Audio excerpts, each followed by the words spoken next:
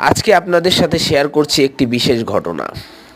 ঘটনাটি ঘটেছে প্রায় আরও 12-13 বছর আগে। তো সেই ঘটনার বিস্তারিত নিয়েই আজকের এই ভিডিও, সবাই সাথে থাকুন। এই যে দেখতে পাচ্ছেন আমি বাসায় চলে এসেছি, এটা কিন্তু আমাদেরই বাসা। তো এই যে মহিলাকে দেখছেন ইনি আমার ফুপু, আর এই যে ছেলেটাকে দেখছেন এটা আমার ফুপাতো ভাই, ঠিক আছে। আর এই যে লোকটাকে দেখছেন ইনি হচ্ছে আমার মামা। আসলে ঘটনাটা ঘটেছে মূলত আমার ফুফাতো ভাইকে নিয়েই। তো মামা ঘটনাটার বিবরণ দিচ্ছে।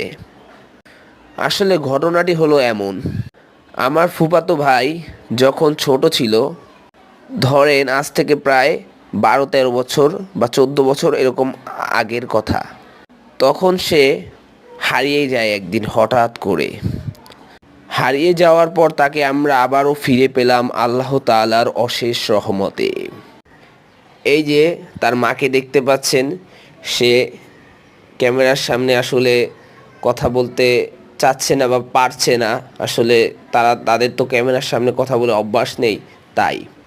তো যাই হোক, সবাই তার জন্য এবং তার মায়ের জন্য দোয়া করবেন। আল্লাহ তাআলা তাদেরকে সুখ শান্তি দান করুক এবং তাদের মনের নেক নেক মাকসাদগুলো পুরো করে দিক। সকলে বলুন আমিন। এই যে এখন আমরা দেখাবো আমাদের ভাইকে, অর্থাৎ যে হারানো গেছে সেই ছেলেটাকে। এই যে আপনারা দেখতেই পাচ্ছেন ওকে। তো ও একটু অনেক দিন পর বাবা মার কাছে এসেছে। তো আসলে বাবা মা না, ওর বাবা মারা গেছে আর কি, মার কাছে ফিরে এসেছে।